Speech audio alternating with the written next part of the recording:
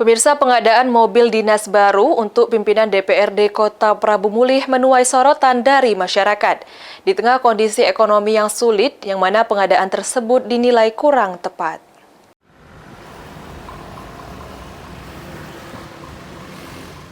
Penganggaran mobil dinas baru bagi pimpinan DPRD Kota Prabu Mulih dengan nilai mencapai hampir 4 miliar rupiah menuai tanggapan dari masyarakat.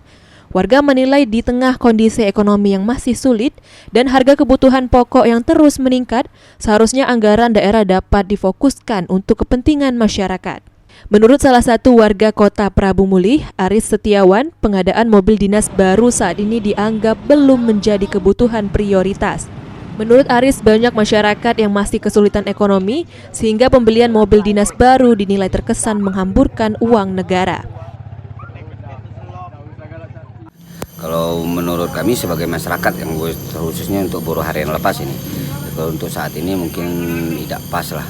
Soalnya di posisi lagi masyarakat lagi susah mencari, lagi menjerit, lagi kesusahan ini, kurasa anggaran itu untuk saat ini tidak pas. Lebih baik pintaan kami masyarakat ini anggaran itu ya dialihkan atau dianggarkan lagi lah untuk masyarakat yang tidak mampu, yang masih banyak yang membutuhkan lah. Warga lain, Mumun, juga menyampaikan hal senada. Menurutnya sebagai wakil rakyat, DPRD seharusnya lebih menunjukkan kepedulian terhadap kondisi masyarakat dengan mengutamakan program yang menyentuh kebutuhan publik. Aku rasa tak masalah selama dia pakai duit dewek.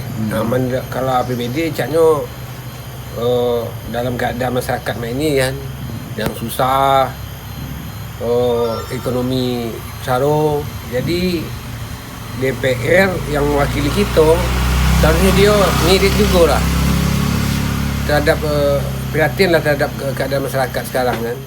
Hingga saat ini pengadaan mobil dinas baru tersebut masih menjadi perbincangan di tengah masyarakat Kota Prabu Mulih. Anggi Perkasa, PAL TV.